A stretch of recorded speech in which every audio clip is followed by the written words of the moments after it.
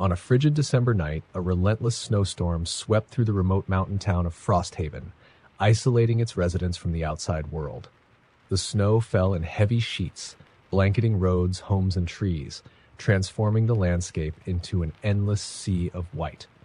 With every passing hour, the storm grew fiercer, howling winds battering against windows and threatening to tear down power lines.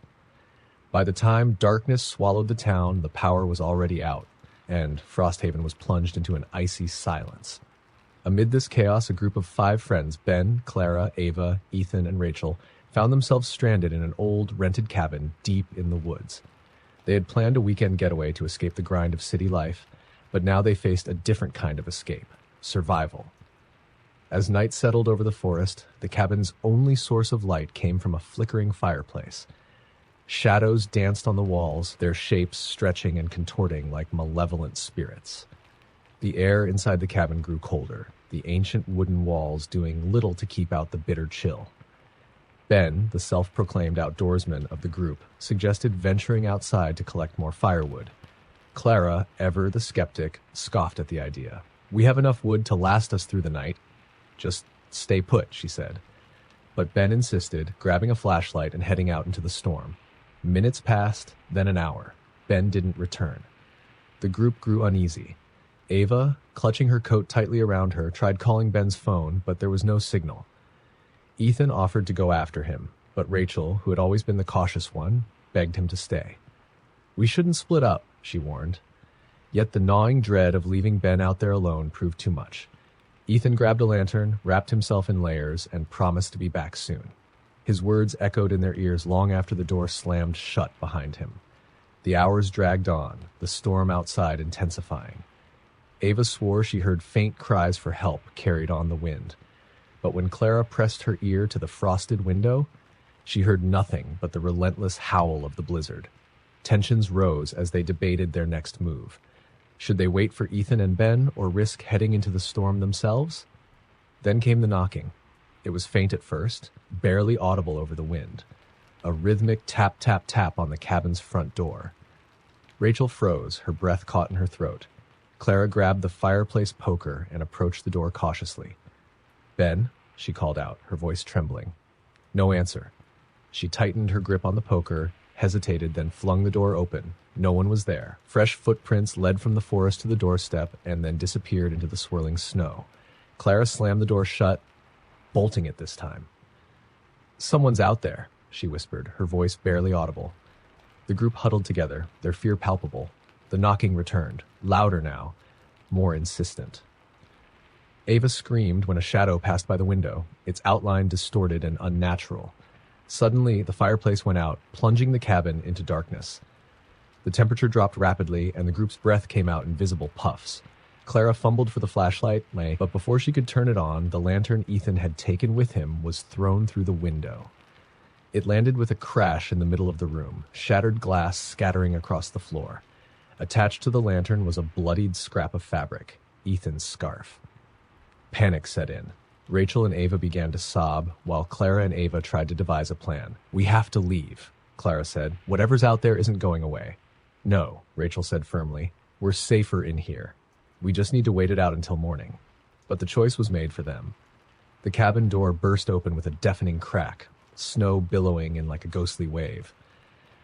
A figure stood in the doorway, its shape obscured by the blizzard. It moved with unnatural jerks, its limbs too long, its movements too sharp. The flashlight flickered to life, revealing its face, or lack thereof. Where its features should have been, there was only a smooth, blank surface. The group scattered in terror, each running in a different direction. Rachel tripped on the broken glass, her scream cut short as the thing descended upon her. Clara and Ava bolted for the back door, only to find it blocked by snow. They turned to face the creature, but it was gone, along with Rachel. The rest of the night was a blur of terror. The storm seemed to drive the creature, its presence felt in every shadow, every gust of wind. By morning, only Clara stumbled out of the woods, frostbitten and delirious. The authorities found her wandering the snow-covered road, muttering about the faceless thing that came with the storm. No trace of her friends or the cabin was ever found. The storm had erased all evidence, leaving only whispers among the townsfolk of Frosthaven. To this day, they warn travelers, when the snow falls heavy and the wind begins to howl, don't venture into the woods. Something waits there, hidden in the storm, hungry for those who stray too far from safety. Story number 2. A brutal snowstorm roared through the highlands, stranding a charter bus of tourists on a desolate stretch of road. The vehicle groaned under the weight of ice and snow as its engine sputtered and died. Panic gripped the passengers as they realized there was no cell service, no passing vehicles, and no visible landmarks in the endless expanse of white. The driver, a stoic man named Greg, assured the group they'd be fine. "There's an old lodge a few miles back," he said. "I saw it on the way up. We'll wait out the storm there." Reluctantly, the 20 passengers bundled up and followed Greg into the howling blizzard. Snow lashed at their faces, and visibility was barely a few feet. After an agonizing trek, they spotted the lodge, a massive, looming structure half buried in snow. Its windows were dark, and its once grand facade had been ravaged by time and neglect. Desperation overruled caution. They pushed open the heavy doors and stepped inside. The interior was eerily pristine, as though someone had been tending to it. A roaring fire crackled in the hearth, and the tables were set for a feast, though the food was cold and rotting. The group exchanged uneasy glances. "Maybe it's a caretaker," Greg suggested, his voice uncertain, but there was no one to greet them. The lodge felt wrong. The air inside was thick, carrying a faint metallic tang. Shadows flickered in the corners, too dark and too alive for the dim firelight to explain. A few passengers claimed they saw figures moving just out of sight, but no one could confirm it. The storm outside grew worse, sealing them in. As the night wore on, the group began to notice strange details. The paintings on the walls, portraits of people in period clothing, seemed to change whenever someone looked away. Smiling faces turned grim, and accusing eyes followed their every move. Greg found a ledger on the front desk, filled with names and dates. The latest entry read, "Arrived at sundown, left before dawn." It bore no departure dates, only ominous notations like "lost to the cold" or "taken by the unseen." Despite their fear, the group had no choice but to stay. They huddled in the main hall, trying to ignore the faint whispers that seemed to emanate from the walls. Around midnight, the first scream rang out. It came from a young woman named Tara who had gone to find the bathroom. The group found her standing in the hallway, trembling and pale. "I saw something," she stammered, pointing to the mirror. "It wasn't my reflection. It smiled at me." But when Greg checked, the mirror showed only their distorted, frightened faces. That was when the lodge began to shift. Doors that had been locked swung open to reveal empty, freezing rooms. Hallways stretched endlessly, leading nowhere. Windows that overlooked the storm now showed alien landscapes, twisting black forests and blood-red skies. Panic turned to chaos as the group realized they were no longer in the same world. People began to vanish. The first to go was Mr. Clark, an elderly man who had dozed off by the fire. One moment he was there, the next his chair was empty, its cushions covered in frost. His scarf lay on the floor, soaked in blood. The group searched every inch of the lodge, calling his name, but he was gone. The disappearances continued, each more horrifying than the last. A pair of teenage siblings, Emily and Jake, wandered into a corridor that hadn't been there before. The others heard their cries echo down the hallway, but when they followed, they found only a trail of deep, claw-like gouges in the wooden floorboards. The remaining survivors barricaded themselves in the dining room, but the lodge wouldn't let them rest. The temperature plummeted, their breath forming thick clouds in the air. Whispers turned into guttural growls, and the shadows began to take form. Elongated, grotesque figures with impossibly long limbs and hollow, glowing eyes. They moved unnaturally, crawling on walls and ceilings, their twisted faces frozen in silent screams. One by one, the group fell. Greg, ever the protector, tried to hold a door shut against the advancing shadows, but they seeped through the cracks like smoke and dragged him into the darkness. Tara, consumed by hysteria, bolted out into the storm, only to reappear moments later, her frozen body slumped against the lodge's front door. By dawn, only one passenger remained, a young man named Aaron. He stumbled through the lodge, his sanity unraveling with each step. The building mocked him, showing him glimpses of the others, alive, laughing as though the nightmare had been a cruel joke. But when he reached out to touch them, their faces rotted away, revealing grinning skulls. Aaron finally found himself in the grand foyer, staring at the front door. The storm had stopped. Light filtered through the frost-covered windows, illuminating the empty lodge. Summoning every ounce of courage, he pushed the door open and stepped outside. He never saw the road, never found the bus. As he wandered through the snow, the lodge loomed in the distance, its shape growing larger no matter how far he walked. It wasn't until he reached the same threshold he'd left that he realized the truth. There was no escape. Aaron's scream was swallowed by the wind as the door slammed shut behind him. The lodge stood silent once more, waiting patiently for its next guests. Story number 3. The storm began as an eerie stillness, the kind that settles just before the world turns violent. Jenna and her younger brother, Max, had just arrived at the isolated family cabin deep in the woods. It was meant to be a short getaway, a chance to reconnect after their mother's passing. The radio warned of a sudden blizzard, but they had laughed it off. The cabin had always been their sanctuary, but this time something felt off. The snow started gently, a quiet drift that grew into a ferocious wall of white. By nightfall, they were trapped. The world beyond the cabin windows vanished, replaced by swirling frost. The fire struggled to stay alight, and a strange cold seeped through the cracks in the wood, colder than any winter they'd known. As Max stacked logs near the hearth, Jenna rummaged through the attic for extra blankets. The attic was always a peculiar space, filled with relics from the past. Dusty books, moth-eaten clothes, and an antique mirror leaned against the far wall. Jenna hated the mirror. Its surface was tarnished, and when she caught her reflection, it always felt wrong, like something stared back at her that wasn't entirely her own. Tonight, it felt worse. As she passed by, she thought she saw movement, just a flicker, as if her reflection had lagged behind her. She froze, staring into the glass. Her reflection stared back, its face calm and blank. But when she tilted her head slightly to the right, the reflection tilted to the left. She stumbled backward, nearly dropping the blankets. "Jenna?" Max called from below. "You okay?" "Yeah," she lied, her voice trembling. She hurried downstairs, leaving the mirror behind. As the storm raged outside, the cabin itself seemed to grow hostile. The wood groaned as if under strain, and faint, unplaceable sounds echoed through the walls, scratching, whispering. Max was the first to notice. "Do you hear that?" he asked, looking up from his book. Jenna nodded reluctantly. "It's probably just the wind." But the wind didn't sound like that. It didn't whisper their names. By midnight, the whispers had grown louder, closer. Jenna sat by the fire, clutching a mug of tea, her eyes darting to the shadows. Max had fallen asleep on the couch, but his restless movements suggested he wasn't sleeping peacefully. His breath fogged in the frigid air, though the fire blazed high. The whispering stopped suddenly. The silence was worse. Jenna glanced at the window. The frost had formed strange patterns on the glass, spirals and lines that looked almost deliberate. She approached cautiously, her breath hitching. Outside, she saw something moving through the storm. At first, it seemed like a trick of the snow, but then it took shape. A tall figure, gaunt and impossibly thin, stood just beyond the tree line. Its face was obscured, but Jenna felt its gaze boring into her. She stepped back, her chest tight with terror. "Max, wake up!" she whispered urgently, shaking him. He groaned, stirring. What's wrong?" he mumbled. "There's someone out there," she said, her voice barely audible. Max sat up, rubbing his eyes.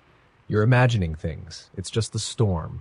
A loud knock interrupted him. The sound reverberated through the cabin, shaking the walls.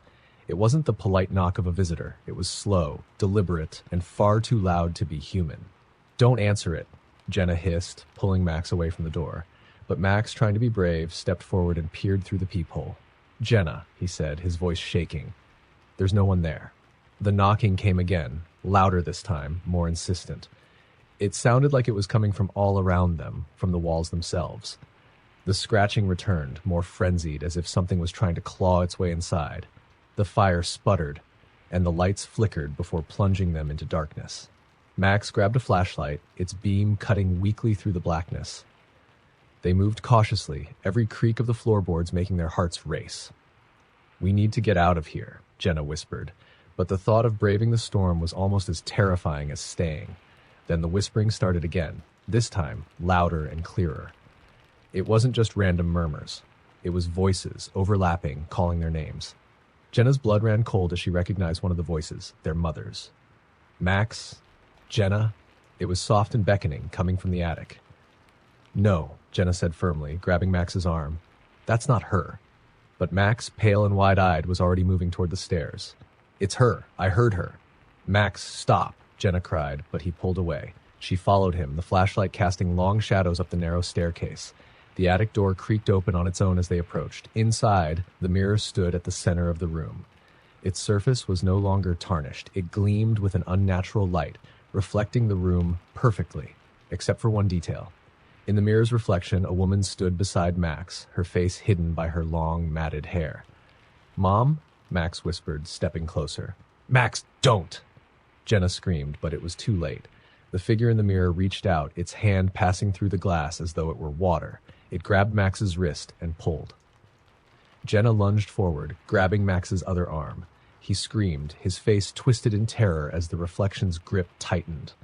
Jenna pulled with all her strength, but the mirror began to crack, dark veins spreading across its surface. With one final tug, the reflection yanked Max into the glass. His scream cut off abruptly, and the mirror shattered, shards raining down like ice. Jenna fell to the floor, sobbing. The attic was silent, the storm outside eerily calm. She crawled to where the mirror had stood, finding only broken pieces. But in every shard she saw Max's face, his mouth open in a silent scream, trapped forever on the other side. She fled the cabin at dawn, trudging through the snow until a passing truck found her. When rescuers returned to the cabin, they found no mirror, no signs of Max, only deep claw marks gouged into the attic walls. Story number 4. The snowstorm came out of nowhere, swallowing the roads in a whiteout as Sarah and her boyfriend Dylan tried to navigate the narrow mountain pass. The flakes fell so thick and fast it felt as though the car was sinking into a sea of white. The windshield wipers worked furiously, but visibility was nearly zero. "We should have stayed at the lodge," Sarah muttered, clutching her coat tighter. The heater in the car had started blowing lukewarm air hours ago, and the cold was seeping into her bones. Dylan squinted into the blinding storm. "We're almost there," he said, but his voice carried little conviction. He'd been saying that for the past hour. When the car slid on an icy patch and lurched to a stop, Sarah's heart jumped. Dylan cursed, twisting the wheel and trying to restart the engine, but the car refused to move. The wheels spun uselessly, digging into the snow. "We're stuck," Sarah said, her voice rising in panic. "Calm down. There's probably a cabin or something nearby," Dylan said, though his knuckles were white as he gripped the steering wheel. He grabbed a flashlight from the glove compartment and turned to Sarah. "Stay here. I'll check it out." "No way," Sarah snapped. "You're not leaving me in this freezing car alone." Reluctantly, they both stepped out into the storm. The snow was almost waist-deep, and the wind screamed like a living thing. They trudged forward, guided only by the faint outline of trees, until they saw it. A house, its silhouette barely visible through the swirling snow. The structure was ancient, its wooden frame creaking under the weight of the storm. The windows were dark, and the front door hung slightly ajar. It looked abandoned, but it was shelter. Dylan hesitated. "Maybe we should keep looking." "In this?" Sarah gestured to the relentless storm. "We'll freeze to death." They pushed the door open and stepped inside. The air was stale and icy, but at least the wind was cut off. The house was eerily silent, the kind of quiet that presses against your ears. Dust coated every surface, and cobwebs hung like curtains. "Hello?" Dylan called, his voice echoing. There was no response. The living room was sparsely furnished. A tattered armchair, a low coffee table, and a fireplace filled with ashes. A grand staircase curved upward into darkness. On the mantel above the fireplace sat an old clock, its hands frozen at 3:15. "I'll check upstairs," Dylan said, though his voice wavered. Sarah didn't want to be alone, so she followed him. The stairs groaned under their weight, and every step felt like an intrusion. At the top, they found a long hallway lined with closed doors. One of them was slightly ajar. "Let's check in there," Dylan whispered, shining the flashlight into the room. It was a bedroom, sparsely furnished like the rest of the house. But what drew their attention was the bed, perfectly made, with fresh linens. Sitting on the nightstand was a glass of water, half full. It wasn't dusty. Sarah's stomach turned. "Someone's here." "Or they were," Dylan said, though he didn't sound convinced. A loud crash from downstairs made them both jump. Sarah grabbed Dylan's arm. "What was that?" "I don't know," he whispered, his face pale. The flashlight flickered and died. Darkness swallowed the room. Dylan? Sarah's voice was barely a whisper. I'm here, he said, grabbing her hand. The flashlight's dead. Another crash, louder this time, came from the living room, then a sound that chilled them to their cores. Footsteps, slow, deliberate, coming up the stairs. We need to leave, Sarah hissed. Dylan nodded, and they stumbled down the hallway, their hands brushing against the walls to guide them. The footsteps grew louder, closer. Whoever, or whatever it was, they weren't in a hurry, but their presence was undeniable. As they reached the stairs, Sarah made the mistake of looking back. In the faint moonlight streaming through a broken window, she saw it, a tall figure at the end of the hallway. Its face was obscured, but its eyes glowed faintly, and its movements were impossibly fluid, almost like it was gliding. Run, she whispered, yanking Dylan's arm. They bolted down the stairs, the figure's footsteps quickening behind them. The air grew colder with every step, freezing their breaths in the air. When they reached the front door, it wouldn't budge. Sarah clawed at it, desperate, but it was as if the storm outside had sealed it shut. The footsteps stopped. Sarah turned slowly. The figure stood at the bottom of the stairs now, inches from them. In the faint light, she could see its face, or the lack of one. Its head was smooth and featureless, but it tilted as though studying them. Then it reached out. The scream that tore from Sarah's throat was cut short as the house itself seemed to come alive.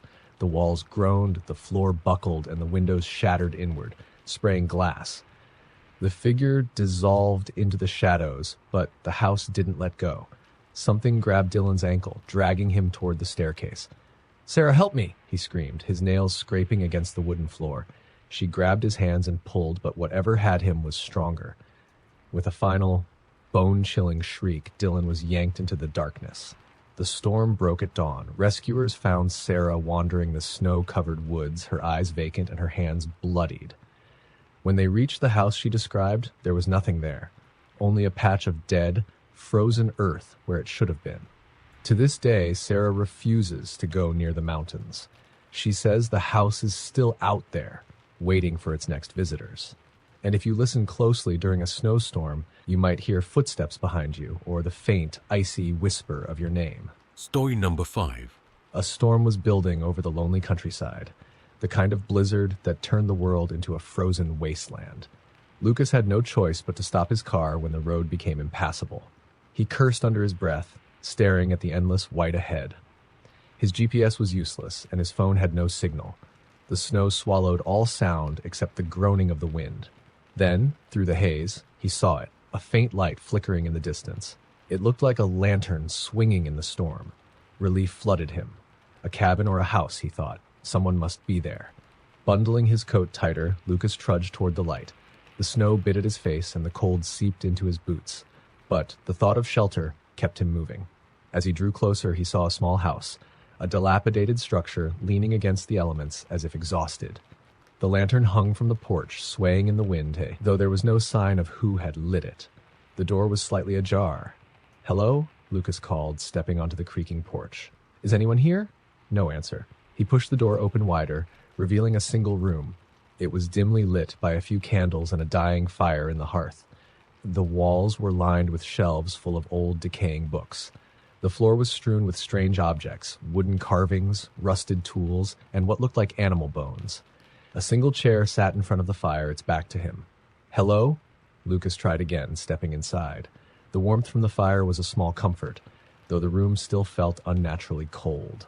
The door slammed shut behind him. He spun around, his heart pounding, but the wind had likely done it, he told himself. Still, he felt an unease settle over him, prickling at the back of his neck. As he moved further into the room, he noticed something strange. The fire, though it flickered and danced, gave off no heat. He crouched down, reaching a hand toward it, but the air around it was ice cold.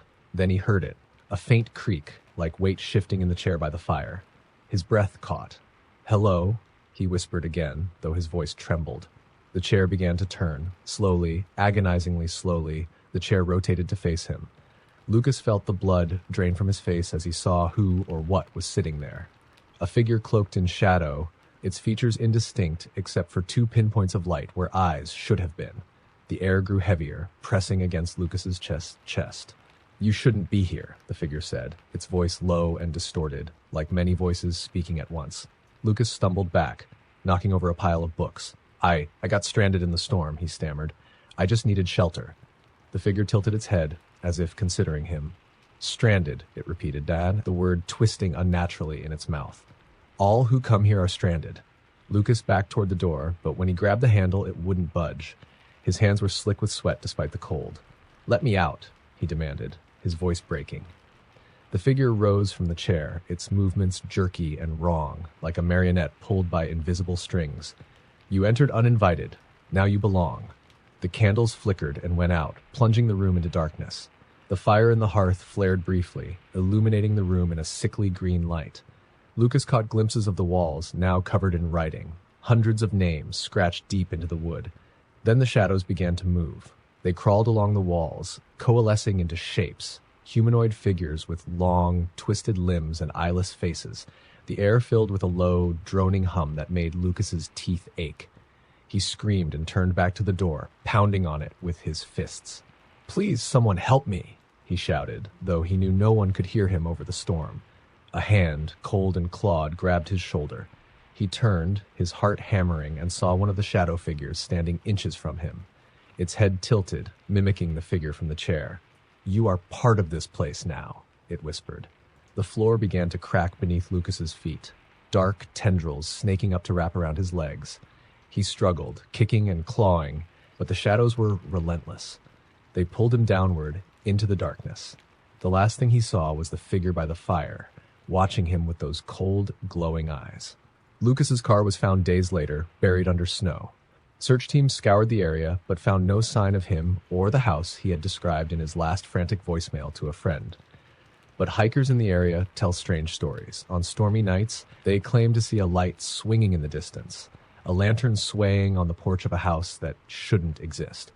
Some say they've heard faint knocking or the sound of voices carried on the wind, and those who get too close, they're never seen again. Story number 6. The snowstorm was relentless, battering the small rural town with wind and ice.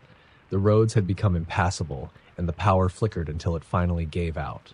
Jessica and her friends, Mia, Sam, and Eric, had been staying in an old, rented farmhouse on the outskirts of town for a weekend retreat. What was supposed to be a cozy escape had turned into a nightmare of isolation.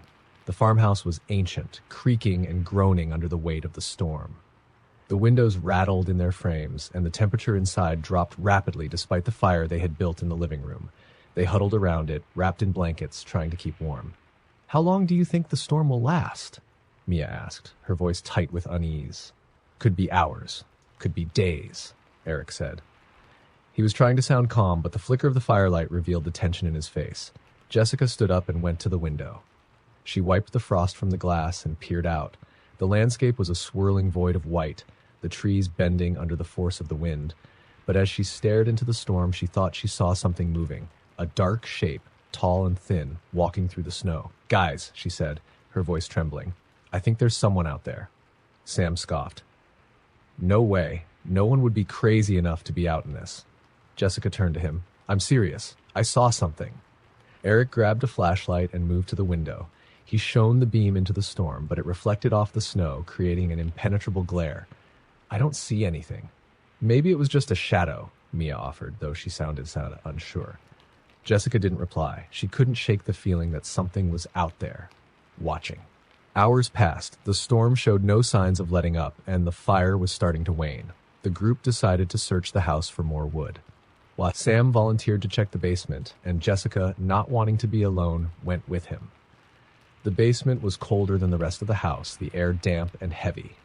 Their footsteps echoed as they descended the creaky wooden stairs. The flashlight beam swept across the room, revealing a clutter of old furniture, tools, and a pile of logs stacked in a corner. This place is creepy, Jessica muttered, her breath fogging in the cold. Sam grinned. Don't worry, I'll protect you from the spiders. Jessica rolled her eyes, but couldn't suppress a smile. As they began gathering logs, something clattered behind them. They froze, turning toward the sound. Probably just a rat, Sam said, though his voice lacked confidence. The flashlight beam landed on an old mirror leaning against the wall. Its surface was warped, and the frame was intricately carved with strange symbols. The glass reflected the room, but something was wrong. In the reflection, there was a figure standing behind them, a tall, thin silhouette with unnaturally long arms. Jessica screamed, dropping the logs. She spun around, but the space behind them was empty. "What the hell?" Sam whispered, stepping closer to the mirror. "Did you see that?" Jessica grabbed his arm. "Let's go." Sam hesitated, staring at the mirror as if drawn to it. "Wait, I think." The glass shattered. The room plunged into darkness, and the temperature dropped further, the air thick with the stench of decay. Jessica grabbed Sam's hand and pulled him up the stairs, her heart pounding. Back in the living room, they recounted what had happened. Mia and Eric listened, their faces pale. "That's impossible," Eric said, though his voice wavered. "It's not impossible," Jessica snapped. "Something's in this house." Before anyone could respond, the front door slammed open. Wind and snow howled into the room, extinguishing the fire. The group screamed, scrambling to close the door, but as they pushed against it, something fought back, something heavy and cold. "Shut it! Shut it!" Eric yelled, but the force was too strong. Finally, they managed to latch the door. They stood there, panting, their breaths visible in the frigid air. Then they heard it. A slow, deliberate knock. Knock, knock, knock. The sound sent a chill through their bones. The knocking didn't come from the door, but from the walls, the ceiling, and the floors, echoing all around them. Mia clutched Jessica's arm. "What's happening?" Eric grabbed the flashlight and shone it around the room. Shadows danced along the walls, but one shadow didn't move with the light. It stood in the corner, tall and thin, its head almost touching the ceiling. "Run!" Jessica screamed, but the shadow stretched toward them, its arms elongating unnaturally. They bolted up the stairs, slamming the door to one of the bedrooms. The knocking followed, growing louder and more frantic. The walls began to shake, and the sound of whispering filled the air, voices speaking in a language none of them could understand. The flashlight flickered and died. In the darkness, Jessica felt something cold brush against her face. She screamed, backing into a corner. The whispers grew louder, becoming a deafening chorus. Then silence. When the storm finally passed, the farmhouse stood empty. The rescue team found no sign of Jessica or her friends, only the shattered mirror in the basement and the strange symbols carved into its frame. Locals say the farmhouse is cursed. On snowy nights, they claim to hear knocking coming from within its walls, accompanied by faint, chilling whispers. Those brave, or foolish, enough to investigate, never return. Story number 7. The snowstorm was the worst anyone had seen in decades. It swallowed the town whole, burying houses and cars under thick drifts of snow. The power had gone out hours ago, leaving only the eerie silence of the storm and the faint glow of lanterns to light the way. Evelyn sat alone in her family's cabin, miles from the nearest neighbor, watching the blizzard rage outside. Her parents had gone to town for supplies before the storm hit and hadn't returned. She told herself they were likely waiting it out at the general store, but unease gnawed at her. It wasn't like them to leave her alone this long. The clock on the wall ticked, each second echoing loudly in the quiet room. She lit another lantern and placed it by the window, hoping its glow might guide her parents home. That's when she saw it. A figure in the snow. It stood at the edge of the woods, tall and unmoving. The storm made it hard to see clearly, but it was definitely there, a black shape against the endless white. Evelyn's stomach tightened. She leaned closer to the window, squinting. The figure didn't move. Her first thought was that it might be one of her parents, but no. This thing was too tall, its proportions off somehow. Its arms hung too low, almost touching the ground. She blinked, and it was gone. Evelyn's breath caught in her throat. She scanned the tree line, but the figure had vanished. Had she imagined it? The storm played tricks on the eyes, after all. Then came the sound, a faint tapping at the back door. Evelyn froze. It was soft but insistent, like fingernails against the wood. She grabbed a kitchen knife and crept toward the door. "Hello?" she called, her voice trembling. The tapping stopped. She waited, knife raised, her heart hammering in her chest. Seconds passed, then minutes. Finally, she exhaled and lowered the knife. It was probably a tree branch, she told herself. Nothing to panic over. But just as she turned to walk away, the tapping started again, louder this time. It wasn't random, she realized. It was deliberate, rhythmic, like someone knocking. Evelyn's skin crawled. "Who's there?" she shouted, her voice cracking. "Go away!" The tapping stopped again. For a long moment there was silence. Then, from the other side of the door, a voice spoke. "Let me in." It was soft, almost a whisper, but something about it was deeply wrong. It didn't sound human, more like a poor imitation of one. The voice repeated, "Let me in." Evelyn's grip on the knife tightened. "No! Leave me alone!" The voice didn't respond. Instead, the tapping moved to the window. She spun around, and there it was, the figure, standing just outside the glass. Its face, or what should have been its face, was pressed against the window, but it was featureless, smooth like a blank canvas. Evelyn screamed and backed away. The figure tilted its head as though studying her, then raised one long, skeletal hand and tapped on the glass. "Let me in," it said again, its voice louder now, almost impatient. She bolted to the other side of the cabin, locking herself in the bedroom. Her hands shook as she shoved furniture against the door, barricading it as best she could. Outside, the tapping continued, moving from window to window, door to door, relentless. Hours passed. The storm howled, and the temperature in the cabin plummeted. Evelyn curled up on the bed, like clutching the knife. She didn't dare sleep, but exhaustion weighed heavy on her. The tapping stopped. For a while, there was only the sound of the wind. Evelyn allowed herself to hope that whatever it was had given up. Then she heard it, the creak of floorboards. It was inside. Her breath hitched. She stayed perfectly still, listening as the sound grew closer. Slow, deliberate footsteps moving down the hall toward the bedroom. The doorknob rattled. "Let me in," the voice said again, now just on the other side of the door. The barricade trembled as something pushed against it.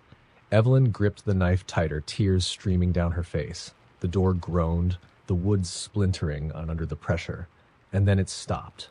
The silence was deafening. Evelyn waited, her heart pounding, but the voice didn't speak again. The cabin felt impossibly still. Finally, she worked up the courage to peek through the barricade. The hallway was empty. She spent the rest of the night huddled in the corner of the room, watching the door. When dawn finally broke, the storm had passed. She emerged cautiously, the knife still in her hand. The cabin was empty, but the back door was wide open. Snow had blown in, forming drifts across the floor. There were no footprints leading in or out, only the faint impression of something long and clawed, like talons, in the snow outside the door. Her parents never returned. To this day, Evelyn refuses to talk about what happened in that cabin. But locals in the area tell stories about a tall figure that appears during blizzards, tapping on doors and windows, always saying the same thing, "Let me in." Story number 8. The storm had already buried the roads under 6 feet of snow, cutting off the small mountain lodge from the rest of the world. Lisa, her boyfriend Mark, and their friends Greg and Sarah had planned this getaway to escape the grind of city life. The lodge, nestled deep in the forest, was supposed to be cozy and quiet, a perfect retreat. But now, with the blizzard raging outside, it felt more like a trap. The power had gone out hours ago, leaving them with only the flickering glow of the fireplace and a few candles. They were seated in the living room, bundled in blankets, trying to ignore the howling wind and the way the windows shuddered in their frames. Mark looked out the window, squinting into the white abyss. "We're not going anywhere until this storm lets up." "Thanks for the update, Captain Obvious," Greg muttered, rubbing his hands together for warmth. Sarah shifted uncomfortably, staring at the fire. "I don't like this," she said. "It feels wrong." Lisa rolled her eyes. "It's just a storm. Stop scaring yourself." But deep down, Lisa felt it too, an unease she couldn't quite place. The silence between the gusts of wind was too heavy, too oppressive. A loud thud echoed from upstairs, making everyone jump. "What was that?" Sarah asked, her voice shaking. "Probably snow sliding off the roof," Mark said, though his tone was uncertain. Lisa stood, her nerves getting the better of her. "I'll go check." "I'll come with you," Mark offered, but she waved him off. "I'll be fine," she said, grabbing a flashlight. She climbed the creaky staircase, the beam of light bouncing off the wood-paneled walls. The second floor was colder, the air biting against her skin. She checked the bedrooms one by one, finding nothing out of place. Then she heard it, a soft scratching sound coming from the end of the hall. "Hello," she called, her voice echoing. The scratching stopped. She moved closer, her footsteps muffled by the thick rug. The sound seemed to be coming from the attic door, a small hatch in the ceiling. Lisa hesitated, staring up at it. The scratching resumed, louder this time, as if something on the other side was clawing to get out. She turned and ran. Back in the living room, Lisa told the others what she had heard. "You're probably just hearing the wind," Mark said, though his hand tightened around his mug of coffee. It wasn't the wind," Lisa insisted. "It was coming from the attic." Greg sighed and stood. "Fine, let's check it out." If we don't, none of us will sleep tonight. Mark joined him, and the two men grabbed flashlights. Lisa and Sarah followed reluctantly, sticking close together. They climbed the stairs, the cold air wrapping around them like a shroud. Greg pulled the attic cord, and the hatch creaked open. A narrow ladder extended downward. He climbed up first, his flashlight cutting through the darkness. "Anything?" Mark called. Greg didn't respond. "Greg," Lisa said, her voice trembling. There was a sudden noise, a low, guttural growl, and Greg screamed. He tumbled down the ladder, landing in a heap on the floor. His flashlight rolled away, its beam illuminating his pale, terrified face. "What is it? What did you see?" Mark asked, shaking him. But Greg only mumbled incoherently, his eyes wide and unfocused. Then the scratching started again. They carried Greg back to the living room and tried to calm him down, but he wouldn't speak. He just stared at the fire, shivering despite the blankets wrapped around him. "What the hell is up there?" Sarah whispered. "We're leaving," Mark said, grabbing his coat. "I don't care about the storm. We'll dig the car out if we have to." Before anyone could argue, the scratching returned, this time from the walls. It was everywhere, surrounding them, accompanied by a faint, skittering noise. Lisa covered her ears, her heart racing. "What is that?" Mark grabbed a poker from the fireplace, holding it like a weapon. "We stick together," he said. "Whatever it is, we're not splitting up." The scratching grew louder, more frantic. Suddenly, the front door burst open, snow and wind howling inside. The fire flickered and died, plunging the room into darkness. Lisa screamed as something cold brushed past her, too fast to see. Mark swung the poker wildly, but there was nothing there. The room was filled with the sound of movement. Scuttling, scraping, whispering voices that seemed to come from nowhere. "We have to get out of here," Sarah cried. But the shadows in the room were shifting, moving unnaturally. One of them stretched upward, forming the shape of a figure, tall and skeletal, with glowing eyes that burned like embers. It spoke, its voice a guttural rasp. "You brought them here. They are ours now." Lisa didn't wait to hear more. She grabbed Sarah's hand and ran for the door, dragging her into the blizzard. Behind them, the lodge erupted with screams, Mark's and Greg's voices mingling with something inhuman. They didn't stop running until they reached the road. By then, the storm had begun to die down, and the first light of dawn crept over the horizon. When they looked back, the lodge was gone. The only evidence it had ever existed was a patch of disturbed snow and a faint, echoing whisper on the wind. "Stay away,"